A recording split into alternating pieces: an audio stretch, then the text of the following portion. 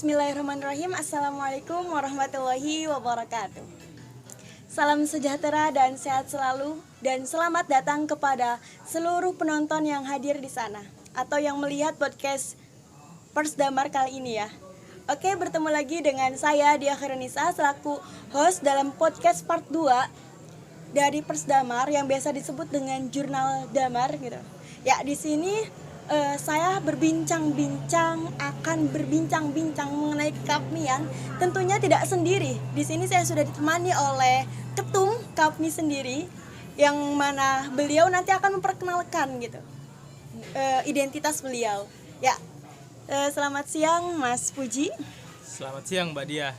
Ya. Selamat siang juga buat kawan-kawan yang lain. Ada di belakang kamera. Ada 50 orang di belakang kamera. Ya, silakan untuk memperkenalkan diri terlebih dahulu Mas. Ya. Karena teman-teman di sana pasti pada kepo nih, siapa sih ketum dari Kapmi sekarang itu gitu. Ya, singkat aja ya. Nama saya Puji Akbar Panji Agudan. Dari Indramayunya di Kecamatan Anjatan. Di Jogjanya berkuliah di Universitas Teknologi Yogyakarta jurusan arsitektur. Oh gitu. Arsitek ya berarti ya? Iya. Calon ya, amin. Amin. Doain. Oke, kali ini saya nih bakal membahas mengenai kekapmian nih. Nah, di dalam sharing sekarang itu ada mungkin dua hal yang mau dibahas ya. Yang pertama itu membahas mengenai seputar Kapmi sendiri. Terus juga nanti bakal ada membahas mengenai ketua Kapminya, atau kita akan membahas AA nih gitu, selaku ketua Kapmi gitu ya, ketua umum dari Kapmi DIY sendiri. Oke, langsung saja ya A. Mungkin ada beberapa pertanyaan yang bisa AA jawab simple, sederhana, dan seenaknya Allah gitu, gimana enaknya ya. Oke, mungkin teman-teman di rumah atau yang ada di sana juga udah kepo nih, pengen tahu apa sih gitu yang bakal dibahas di podcast yang kedua ini gitu, yang mana membahas mengenai kekapmian, apa sih gitu Kapmi itu gitu ya. Terus gimana sih sosok seorang ketua gitu, bagaimana dengan visi misinya gitu, terus apa sih gitu dari perjuangannya, kenapa dia memilih jadi ketua gitu, terus apa tujuannya dia gitu. Begitupun feedback ke organisasi Kapminya itu sendiri.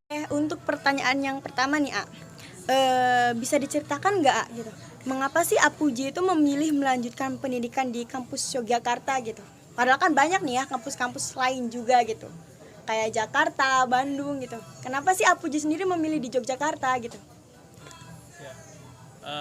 Berarti ini cerita soal masa waktu SMA ya? Ya, ngomongin boleh. Soal pilihan kuliah nih waktu zaman SMA.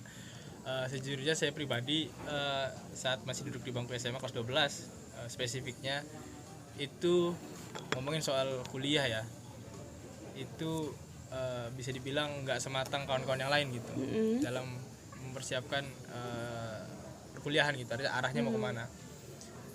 Adapun kenapa saya pilih Jogja, karena ada beberapa sosok lah di bangku saya SMA yang membuat saya tertarik ke Jogja. Dan saya juga punya pendapat pribadi di mana di Pulau Jawa khususnya itu untuk berpendidikan saya komitmen untuk larinya ke timur gitu, ke arah timur dari Indramayu gitu. Iya, karena cenderung apa ya, Jawa Timur cenderung ke arah timur cenderung halus gitu ya.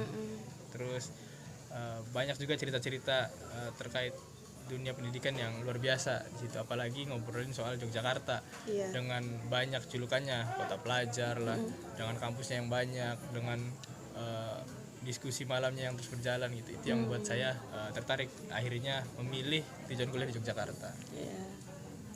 Berarti sebelumnya juga udah kayak pengen tahu dulu gitu ya Jogja tuh gimana gitu ya. Karena yang tadi saya dengar gitu udah nyebutin ternyata Jogja itu yang matang akan diskusi sampai malam gitu kan. Berarti dengan sendirinya udah scroll nih kan, kayak nyari-nyari nih ya. Jogja itu seperti apa, mahasiswa itu di sana gimana gitu. Nah, kalau boleh tahu sebelumnya itu ada nggak sih gitu orang-orang Kapmi yang ke sekolah AA dulu waktu itu? Waktu itu kan ada di Cirebon tuh, siapa tahu kan gitu.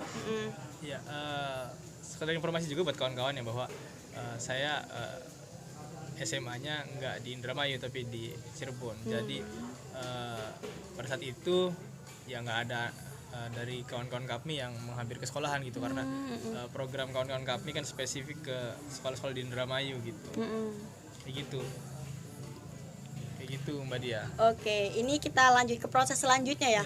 Kan setelah masuk ke Jogja gitu, maksudnya dalam artian terpilih ya, atau lulus gitu, lolos di kampus Yogyakarta. Nah, setelahnya ini kan mungkin masih kayak bingung ya, kayak karena mahasiswa baru, aku juga mungkin pernah ngerasain gitu ya kan, kawan-kawan semua. Terus boleh tahu nggak sih kenapa sih alasan atau gimana sih gitu ceritanya ketika bisa gabung sama KAPMI gitu? Kayak gitu, pengen tahu itu. Ya, bisa dibilang pertemuan saya dengan KAPMI ya. Awal pertama pertemuan saya Puji Akbar dengan KAPMI gitu. Saya sendiri ini sebenarnya ceritanya panjang kaitannya ya. Dimana ada kakak kelas saya waktu di SMA itu sempat mampir juga di KAPMI ya kan, dan sempat bercerita juga tentang KAPMI pada saat bangku sekolah.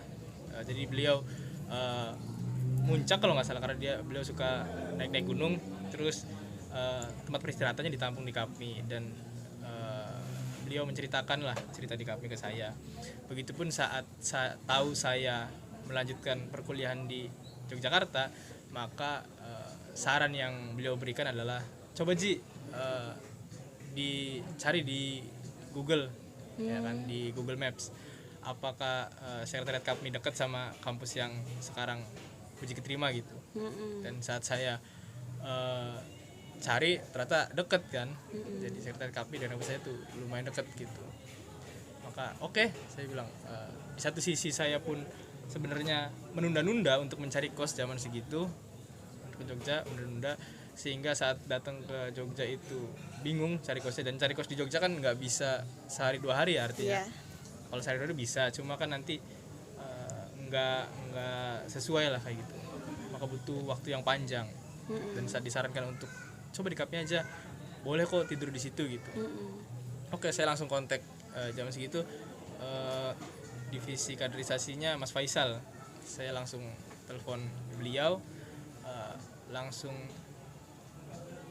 nggak basa-basi lagi tuh, langsung Mas, saya dari Indramayu, kuliah di Jogja, saya mau tinggal di asrama KAPMI di sekretariat, boleh apa nggak boleh. Alhasil saya datang ke sekretariat untuk melihat lah seperti apa sekretariat. Saat udah lihat, ya udah saya menetapkan bahwa saya tinggal di KAPMI dulu gitu, dengan rencana sebenarnya awal di KAPMI itu untuk nyari kos awalnya. Jadi kayak sebulan 2 bulan lah gitu, saya juga udah bilang saya kayaknya sebulan 2 bulan di sini untuk mencari kos, supaya enak mencari kosnya, bisa leluasa gitu, bisa nyelinap karena kan sebulan kan waktu yang cukup lah untuk mencari kos-kosan gitu. Kayak gitu awal datang di KAPMI dengan barang-barang. Jadi apa ya, karena waktu itu di benak saya adalah sekretariat KAPMI yang masih sebatas tempat tinggal aja gitu, tempat tinggal tok gitu. Karena dari kakak kelas saya bilangnya kayak gitu, bahwa tinggal aja di sini, boleh kok, ya udah tinggal aja di situ. Kayak gitu kalau untuk pertemuan pertama. Apa mau dilanjut apa kan ceritanya nih? Ya, dilanjut boleh, minum dulu juga boleh. Minum dulu ya. Iya. Karena cukup menarik apa pertemuan saya dengan KAPMI, berbeda dari kawan-kawan yang lain bisa dibilang. Mungkin dari setiap pribadi atau individu seseorang itu mempunyai cerita yang beda juga ya. Gimana pas ketemu KAPMI, ada yang awalnya tidur di masjid, terus di kontak ditanya orang Indramayu, terus bertemu sama orang KAPMI, suruh ke sekretariat KAPMI gitu. Berarti begitu terbukanya ya orang-orang KAPMI ya dengan mahasiswanya maupun yang belum jadi mahasiswa juga, yang ketika ingin main ke Jogja itu bisa buat di sekretariat ya, buat main dulu kayak gitu. Bahkan saya pribadi cenderung datang di KAPMI itu cenderung unik sebenarnya, nggak seperti kalau tadi saya bilang, dimana saya datang itu nggak kenal siapa-siapa, yang saya kenal cuma Mas Faisal doang zaman segitu kan. Mas Faisal doang, yang mana Mas Faisal juga waktu itu masih ngekos, artinya di sekretariat itu nggak ada orang yang saya kenal gitu. Sedangkan saya datang di situ dengan PD-nya gitu, dengan mikir bahwa ya saya boleh tinggal di sini gitu. Saya bawa lemari, saya bawa kasur, saya bawa segalanya lah, bawa koper segala macam masuk ke dalam. Dan ya benar yang dikatakan Mbak Dia, di situ saya merasa nyaman karena walaupun nggak kenal, tapi diayomi gitu. Iya. Di openi lah kalau bahasa Indramayunya, diopeni gitu. Dari mulai datang juga udah nggak nanya nama lah, udah nggak nanya nama lagi tuh. Namanya siapa, dari mana, nggak usah, langsung tahu saya bawa lemari, bawa kasur, bawa koper, langsung dibantuin buat masuk ke kamar gitu. Dan di kamar pun kawan-kawan sekretariat langsung apa ya, kayak nemu hal yang unik gitu. Jadi hampir seluruh pengurus sekretariat tuh masuk kamar saya tuh bareng-bareng di situ. Jadi untuk supaya kenalan sama saya gitu, saya nggak canggung lah di sekre, karena bener-bener nggak kenal siapa-siapa kan di sekre. Jadi semuanya kamar saya bener-bener penuh tuh, ngobrolin ngalor ngidul lah segala macem kayak gitu. Bahkan sampai masih inget saya, karena saya tuh awal ke KAPMI tuh, karena saya nggak terbuka ya sama orang baru ya, jadi cenderung diem aja gitu kalau nggak kenal. Dan itu sampai ada celetukan di orang rapi, udah malam ini kamar ini yang saya tidurin dikosongin ya, khusus buat Uji tidur biar betah, maksudnya biar betah Saking tuh. Iya, biar segitunya betahnya. ya. Karena lihat saya diem terus, artinya di benak mereka mungkin orang ini nih nggak suka yang rame-rame gitu. Karena padahal saya pribadi diem tuh karena emang saya nggak terbuka aja sama orang baru. Kalau udah kenal mah ya tahu sendiri lah nanti kawan-kawan. Oke, itu kan mungkin cerita panjang ya. Iya. Kalau kesan sendiri sih, kayak tadi kan mungkin ada beberapa hal yang inget gitu ya. Nah, kalau kesan sendiri pas awal masuk gitu. Oh iya. Kesan sendiri pas awal masuk ke organisasi KAPMI-nya ya. Kalau tadi kan kayak masuk ke sekretariatnya gitu karena belum kenal segala macam gitu. Iya. Nah, ketika udah masuk di organisasi KAPMI-nya gitu, gimana? Iya. Ini cerita terkait kenapa akhirnya saya memutuskan untuk tidak ngekos kalian. Yang tadinya di awal ada keinginan untuk tinggal di KAPMI sebulan 2 bulan untuk mencari kos, sampai saya pada titik ya saya nggak usah ngos lagi aja lah di mana saya menemukan perbedaan gitu antara apa yang saya pikirkan sebelumnya tentang KAPMI dan apa yang saya lihat gitu. Pesawat lagi di mana di dalam KAPMI sendiri itu tidak hanya menjadi tempat pulangnya kawan-kawan Indramayu yang menempuh pendidikan di Yogyakarta, tapi juga ada kegiatan-kegiatan gitu yang menarik di dalamnya, yang akhirnya membuat saya tertarik di KAPMI dan memutuskan untuk nggak usah sekalian lah. Toh kalau di kos juga nanti kayaknya saya jadi nolep gitu dengan tugas yang menumpuk ya kan, dengan zaman gitu, karena saya orang yang sulit menemukan teman baru gitu. Artinya kalau nggak diajak kenal dulu saya nggak mau kenalan tuh, kayak gitu. Jadi saat di KAPMI lihat rasa amannya ada karena sama orang Indramayu kan, pasti saling membantu. Terus tadi selalu ada kegiatan-kegiatan di dalamnya, baik secara formal maupun non formal. Terutama pada saat itu yang paling ketara itu terkait diskusinya gitu, diskusi ngobrol-ngobrol yang mana di bangku SMA mungkin jarang saya temukan gitu. Karena hal yang tabu sebenarnya ngobrol soal dunia dan isi-isinya gitu kalau zaman SMA kan. Taunya ya udahlah ngobrolin apa, kayak ngobrolin soal kenapa kucing tuh bisa kentut apa enggak, kayak gitu yang sepele-sepele tuh kalau zaman SMA kayak gitu tuh sukanya tuh. Iya, kita nggak mau tuh bahas-bahas yang rumit-rumit yang berat-berat ya. Nggak usah bahas rumit lah, ngopinya santai aja gitu. Dan di kami baru nemu gitu ada ada forum di mana ada ya kita saling pede gitu, bahkan saling menghargai pendapat antara satu dan lainnya gitu terkait diskusi, dan ditambah orang-orangnya orang-orang sendiri, artinya orang-orang Indramayu gitu, maka itu nyaman banget gitu, baik formal maupun non formal. Hasil saya mikir ke situ bahwa kayak saya di sekretariat aja deh, karena belum tentu kalau saya di kos bakal seproduktif di sekretariat, kira-kira seperti itu. Oke, mungkin next pertanyaan yang terakhir di ini ya, di seputar AA gitu. Iya. Menurut AA, bagi AA tuh KAPMI itu apa sih gitu? Arti dari KAPMI itu apa menurut AA gitu? Bagi AA ya gitu. KAPMI, unik banget ya ini ngomonginnya. Iya. Arti KAPMI bagi saya personal berarti ya, bagi Akbar ya. Unik sih, dibilang kompleks gitu ya kalau ngomongin KAPMI sudah. Tapi kalau KAPMI bagi saya adalah rumah sih kalau menurut saya. KAPMI adalah rumah.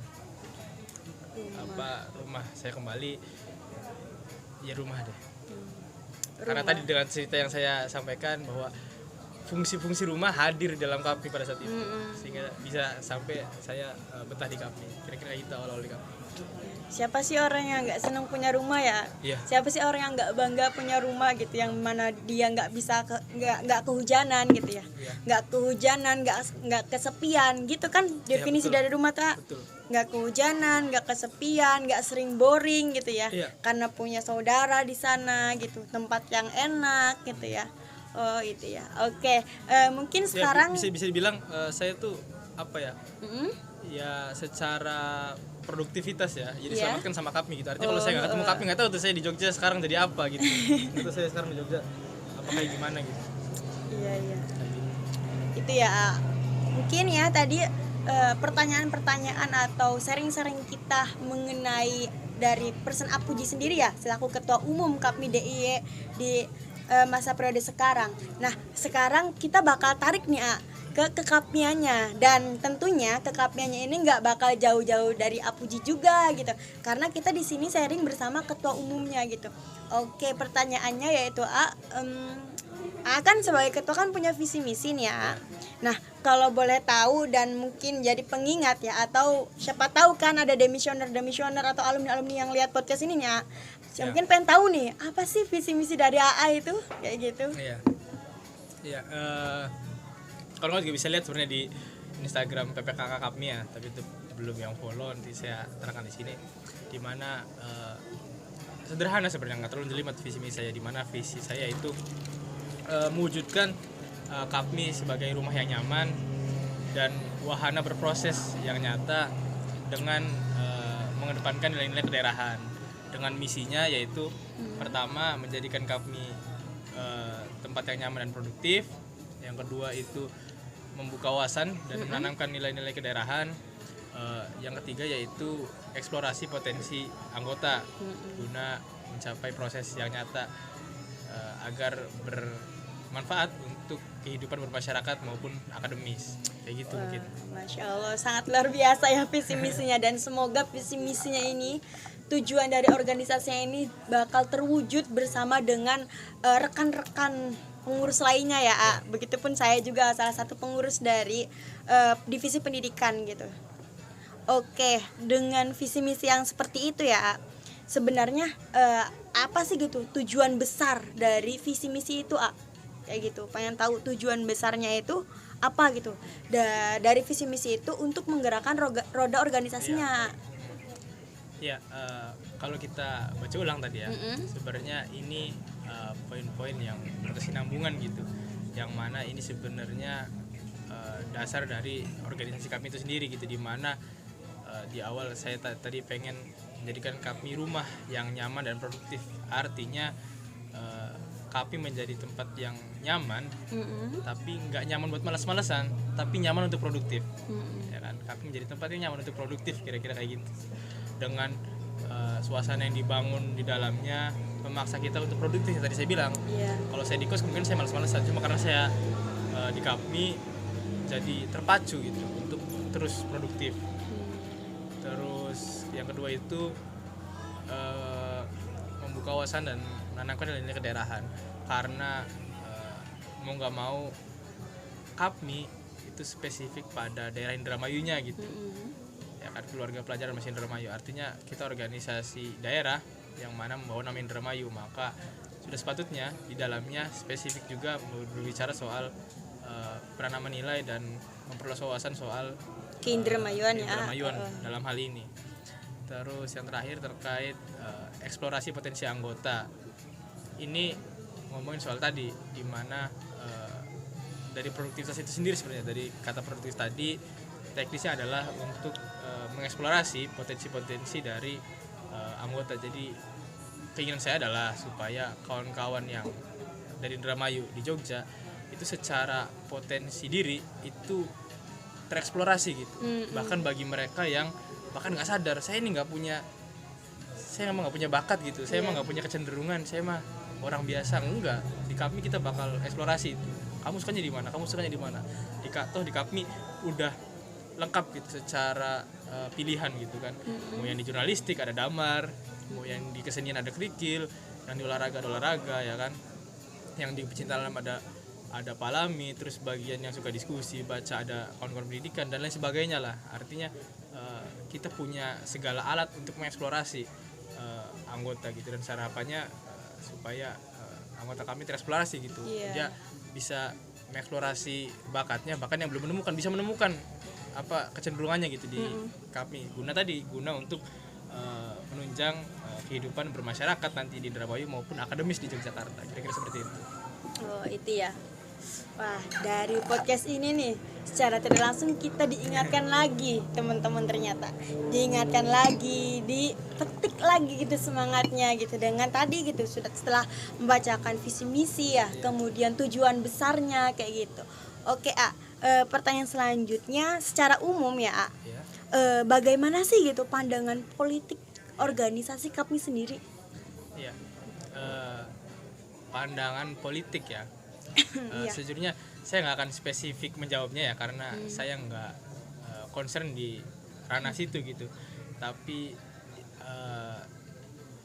organisasi KAPMI yang berideologikan Pancasila dan salah satu tujuannya yaitu bervisi kerakyatan, maka KAPMI cenderung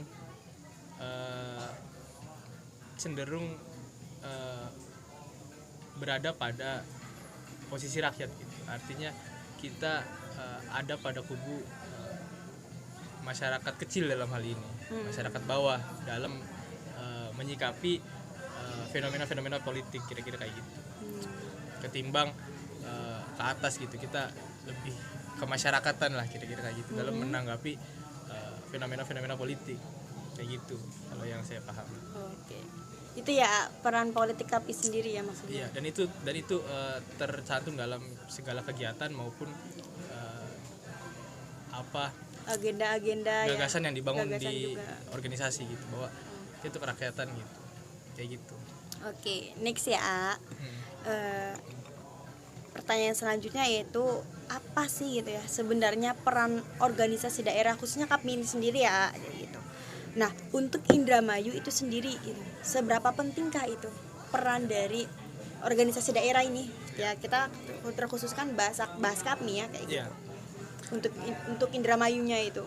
Iya. Untuk organisasi daerah sendiri sebenarnya kan ada banyak ya di Indramayu terutama.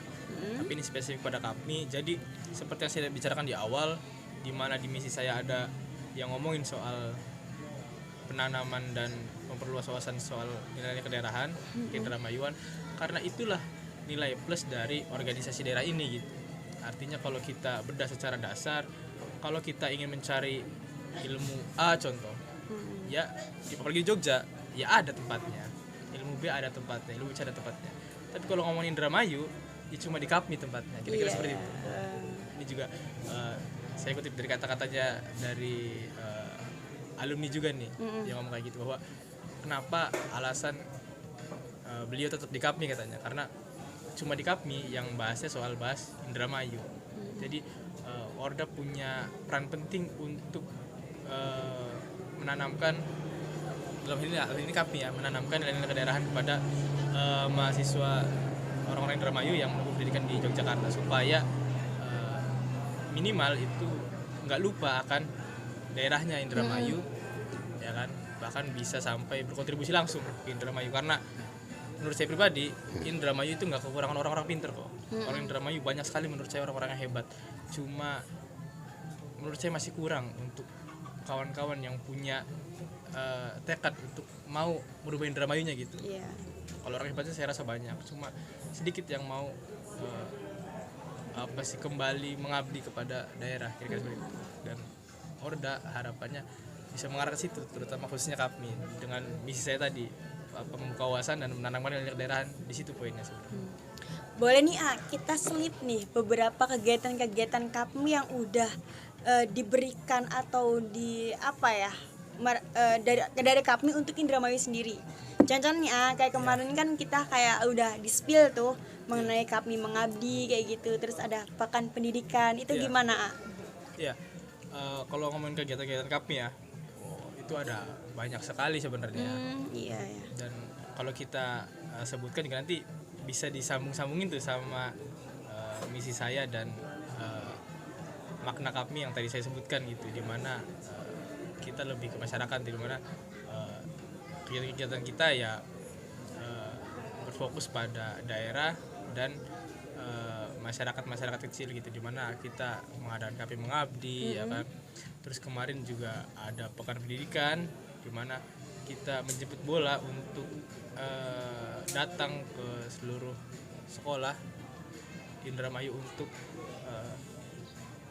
tujuan utamanya adalah memotivasi kawan-kawan Indramayu untuk paham akan pentingnya pendidikan. Terus ada GKR juga kan, gagasan rakyat, dan bisa kelihatan di GKR tuh terkait pandangan kemasyarakatan kita, gagasan yang dibangun di KAPMI gitu. Jadi kita bukan yang manggung di tempat yang mewah atau segala macam, kita lebih kemasyarakatan gitu.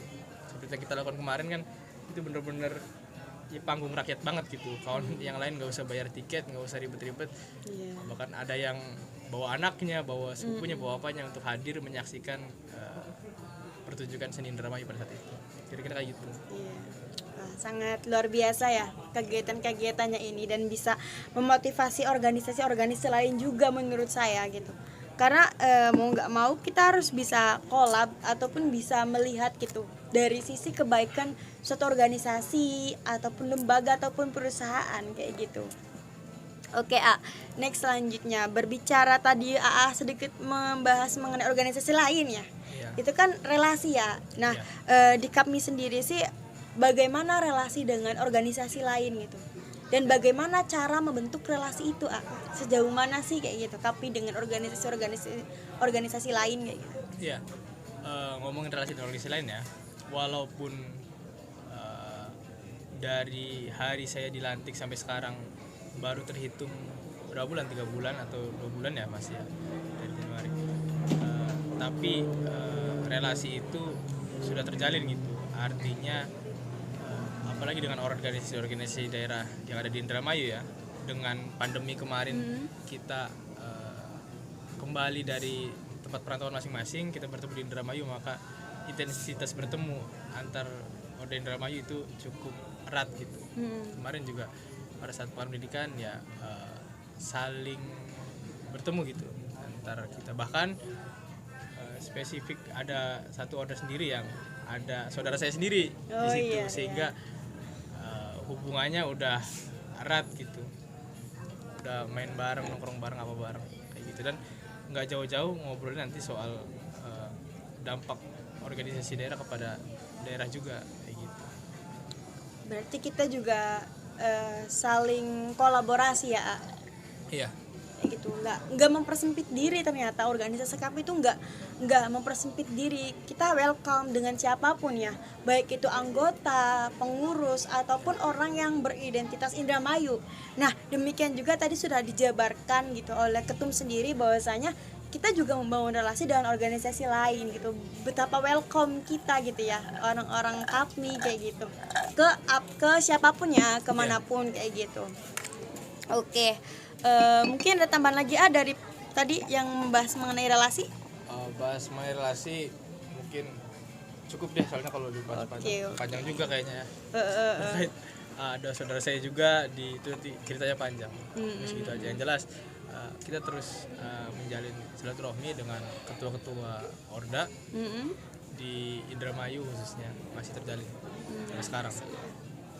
Oke, pertanyaan selanjutnya yaitu dalam sejarahnya KAPMI dibangun berdasarkan ikatan kekeluargaan sesama anak rantau ya. Namun di sisi lain ia telah berkembang menjadi sebuah model organisasi daerah yang menuntut profesionalitas anggota, dan tak jarang antara profesionalitas dan rasa kekeluargaan itu bergesekan. Nah, bagaimana sih pendapat Apuji mengenai hal itu di KAPMI? Ya, ini pertanyaan yang menarik ya sebenarnya, di mana organisasi KAPMI yang secara nama aja keluarga pelajar Mesin Indramayu ya kan, ada kata keluarga di sini, tapi di satu sisi bentuk kita yaitu sebuah organisasi. Jadi antara kekeluargaan dan profesional organisasi ini bertemu gitu ya kan. Adapun menurut saya pribadi ya terkait kedua ini. Tadi pertanyaan gimana pertanyaannya? Pertanyaan tuh kan nanti ada profesionalitas dengan kekeluargaan. Nah, sering kerap terjadi kan ada gesekan gitu atau problem lah gitu. Nah, Apuji sendiri menanggapi atau pendapat Apuji mengenai hal ini seperti apa gitu atau bagaimana gitu? Oh iya, tadi ya. Jadi kalau kita bedah secara mendasar terkait urgensi adanya organisasi daerah, KAPMI dalam hal ini di Yogyakarta tadi pertama sebagai tempat rumah kembali dan juga sebagai tempat produktif dan secara hierarki angkatan atau jenjang tahunan di perkuliahan ya kan, semester 1, semester 2, semester 3 dan semester selanjutnya ya kan, mahasiswa tahun pertama, tahun kedua, tahun ketiga dan sebagainya, itu selain kita sebagai tempat kembali secara secara naluri juga yang tua itu sudah sepatutnya mengayomi yang muda. Seperti yang saya ceritakan tadi, saat saya di KAPMI ya saya begitu diayomi gitu sama yang tua, dan ini sesuai dengan nama KAPMI sendiri, dimana kita keluarga gitu. Jadi KAPMI-nya ini selain menghendaki kawan-kawan Indramayu untuk menjadikan KAPMI tempat pulang, ya kan, tempat bertemu kembali sama kawan-kawan Indramayu, juga ada ada pengayoman dari kawan-kawan yang sudah dahulu tinggal di Jogja kepada kawan-kawan maba yang baru, dan selalu begitu, selalu berulang siklusnya ya kan, dan itu semua dijadikan lebih struktural, yaitu lewat ranah organisasi. Padahal konsepnya masih sama itu. Kalau kita bedah lagi itu sama. Artinya bentuk organisasi ini sebagai bentuk formal agar terstruktur sebenarnya, supaya tidak begitu kultural. Maka dibuatlah struktur organisasi gitu. Padahal secara dasar ya sama gitu. Kita kedatangan mahasiswa baru ya kan, yang senior ya mengayomi lewat kegiatan-kegiatannya, lewat program kerjanya, lewat kegiatan-kegiatan kesehariannya. Ini sama sebenarnya, secara dasar sama. Cuma memang perlu waktu untuk membiasakan antara konsep keluarga ini dengan profesionalitas organisasi. Pada dasarnya sama gitu, yang tua yang muda. Kakak punya adik baru ya mau nggak mau harus mendewasakan diri. Oh kita kuis dua adik aja manja maning koron kan, kayak gitu. Sama yang adiknya punya adik lagi, mendewasakan diri lagi untuk bisa mengayomi adiknya, kayak gitu. Itu aja sebenarnya di kami itu keluargaan. Adapun dengan konsep organisasi, maka semua itu lebih terstruktur gitu, kayak gitu. Berarti semuanya tuh udah ada siklusnya ya Ayah.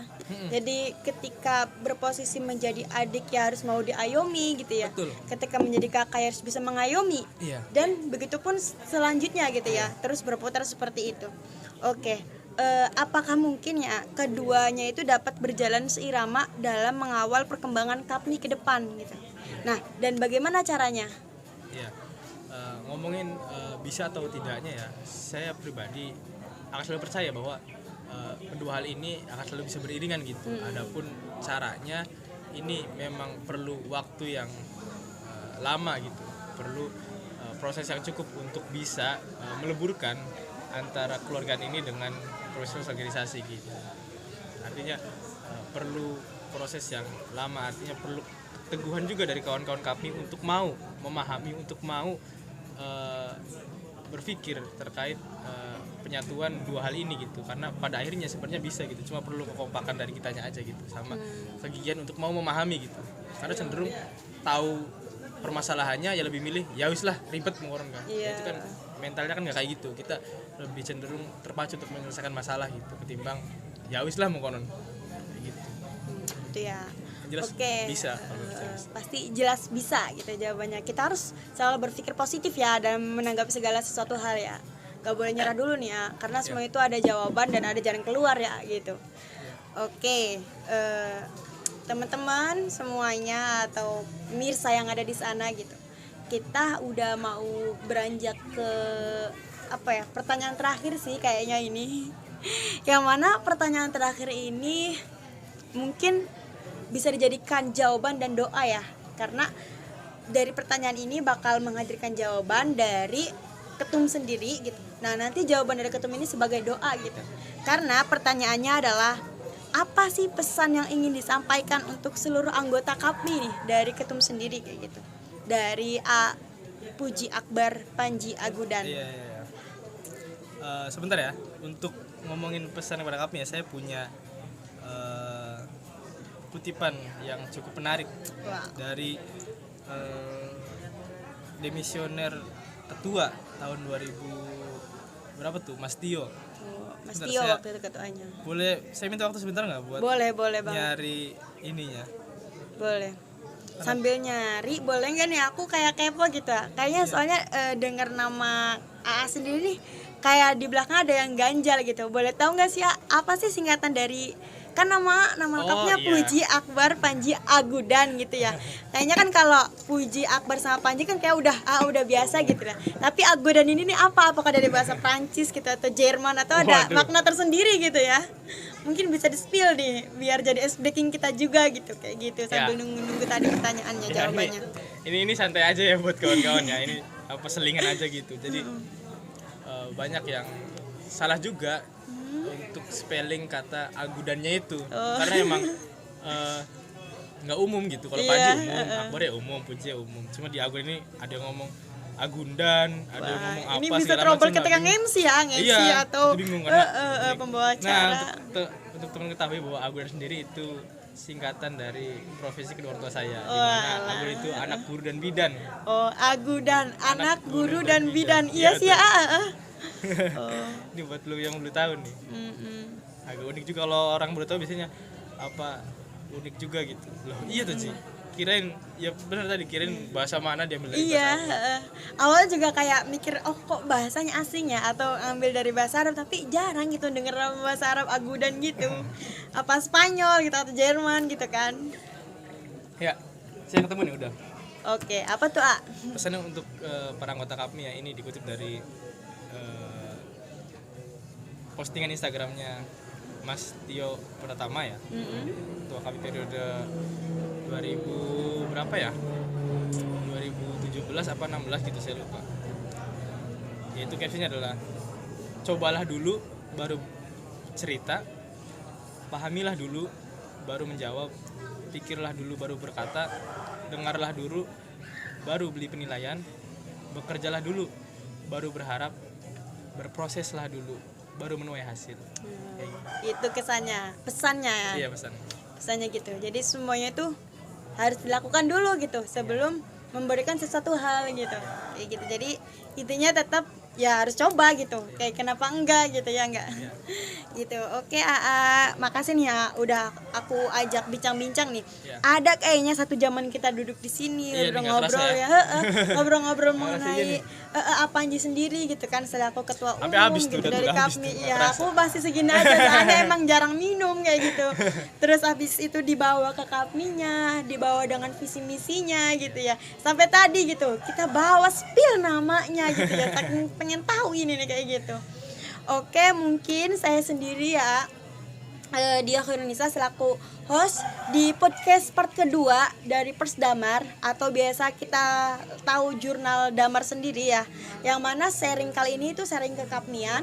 Dengan ini saya Dia Khairunnisa selaku host pamit undur diri dan memohon maaf sebanyak-banyaknya kepada semua pendengar podcast ini apabila dari awal saya membawakan sampai akhir itu ada sesuatu hal yang janggal ataupun menyakiti hati Mas Panji juga atau teman-teman yang lain juga gitu ya. Setelahnya saya serahkan, gimana Mas, mau ada penutup enggak?